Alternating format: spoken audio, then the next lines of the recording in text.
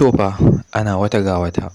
Tabbas tashin Shamsiyya a cikin wannan shiri na fim ɗin labari na wasu suna ganin kamar ba alkhairi ba ne saboda irin waɗannan dalilai da za su faru idan ita Shamsiyya ta tashi kenan daga yanda aka nuna mana cewa ta mutu.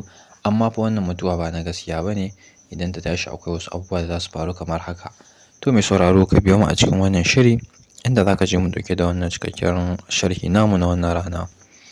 Alhamdulillahi nahmaduhu wa nasta'inuhu wa nastaghfiruh wa na'udhu billahi min shururi anfusina wa sayyiati a'malina. Man yahdihillahu fala mudilla lahu wa man yudlil fala hadiya lahu. Ashhadu an la ilaha illallah wa ashhadu anna Muhammadan abduhu wa rasuluh. Amma ba'd, yan uwa, assalamu alaikum wa rahmatullahi wa barakatuhu.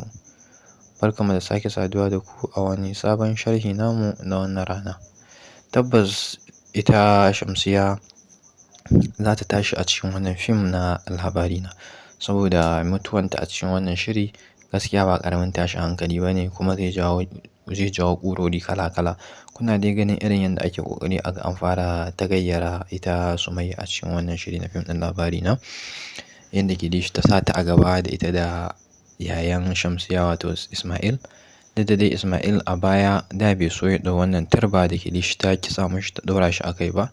Da ya so ya ɗan basar ya ƙi biye ma Kilishi, amma yadda Kilishi ta zama ita ne alaƙaƙai a cikin wannan gidan sarkin Gabas, to tabbas ba dukkan abin da ta kitsa musu bi suke yi, sun ɗauke ta tamkar uwarsu. Ku duba inda mahaifiyan Sumayya ta faɗi aka kai ta asibiti, ta zo kuma ya zo yana magana a gida yake cewa ai ba ta da lafiya tana asibiti. Har Kilishi take mishi wani martani tana cewa ai da ma ya je wurinta yake cewa ai zai ma koma a can zai kwana. Take mishi wani martani har da zagi a ciki. Kun ga dukkan irin wannan abubuwan cin mutunci ne.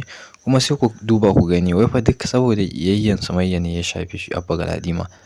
Ko ba komai Abba Galadima ɗan uwanta ne kuma jininta ne, amma ta nuna cewa ita yanzu ta sa ma idonta toka. Ta nuna cewa ba ruwanta da Abba saboda Sumayya. Sumayya ita ne a ganin suna ganin Sumayya ita ta hasala wannan fitintunu suke ta faruwa, wanda kuma dukkan wanda ya kalla wannan sin wurin ya san cewa wannan abu da ya faru kaddara ne. Sumayya ba ta yi da niyyar ta buge ita Shamsiyya ta faɗa har a nuna mana cewa ta mutu ba. Abun ya zo a haka ne, duk da kuma in ma dai za a bi gaskiya ne, ai binta suka yi hatta cikin ɗakinta suka je don su ci mata mutunci sai hakan ya faru. Kuma ko a ina aka je bai kamata a ba ma Sumayya rashin gaskiya ba, duba da cewa an bi ta inda take ne ba wai ita bace ta bi, an biyo ta ne. Duk inda aka je ya kamata ko hukunci za a yi a sauƙaƙa ma ita Sumayya akan wannan hukunci, saboda ana ganin irin cin mutunci da cin kashi da suke mata. Sai dai kawai suna nuna mata sun fi ta kuɗi da wasu hanyoyi. Ana nuna ƙarfin kuɗi ne da kuma ƙarfin mulki, game da yadda ita Kilishi ta sa Ismail ya cire maƙudan kuɗi, wato ya ba ma ma'aikatan 'yan sanda domin a ƙoƙari a cizga a tozarta ita Sumayya a cikin wannan shiri na fim ɗin labari na.